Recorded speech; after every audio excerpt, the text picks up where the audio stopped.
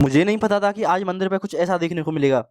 तो मंगलवार के दिन जैसे ही मैं मंदिर पर पूजा करने के लिए जाता हूँ तो देखता हूँ कि हनुमान जी की एक साइड चोले में आग लगने की वजह से जली हुई थी। अब ऐसा यहाँ किसी के नीचे दीपक रखने की वजह से हुआ था। उसके बाद मैं पूजा करता हूँ। क्या आप भी इतने प्यार से भोले बाबा की पूजा करते हो? फिर मैं भी भोले बाबा को इस गर्मी से राहत देता हूँ। फिर मैं इस इंसान को चोरी छिपे आम खाते हुए पकड़ लेता हूँ और बचा हुआ आम इससे छीनकर उसे रफा दफा कर देता हूँ। और ये है मेरी अम्मा जो कि सुई की मदद से सिर की छिल रही है और इनमें से चीफ निकाल रही है। अभी इन चीफों को छिल छिल के इकट्ठा किया जाएगा और बाद में इनसे झाड़ू बनाए जाएंगे। है तो ये काम दो हाथों का, लेकिन मैं इसे एक ही हाथ से करने का ट्राई करता हूँ। वैसे ये मुझे सब कुछ आता है क्योंकि गाँव में जो रहता हूँ। अभी इसका एक मैजिक देखो। अब मैंने इसको इतना हिलाया और जैसे ही मैं इसे लूज छोड़ूंगा ये अपने आप स्ट्रेट हो जाएगा।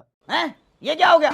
ये आज पापा और अम्मा से बात करने के बाद मुझे कुछ ऐसा पता चलता है जिसे सुनकर मैं शौक हो जाता हूँ। तो पापा और अम्मा मुझे बताते हैं कि हमारे टाइम में कोई एक ऐसा इंसान था जो मिर्ची खाने का शौकीन था। मतलब कि उस इंसान को चाहे कितनी भी तीखी मिर्ची खिला दी जाए लेकिन उसे कोई भी फर्क नहीं पड़ता था। पापा मुझे बताते हैं कि जैसे किसी इंसान को मीठा खाने की क्रेविंग होती है ऐसे ही उस इंसान को मिर्ची खाने की क्रेविंग होती थी। ये पता नहीं किस बात पर इतने दांत फाड़ रही है। डिप्रेशन।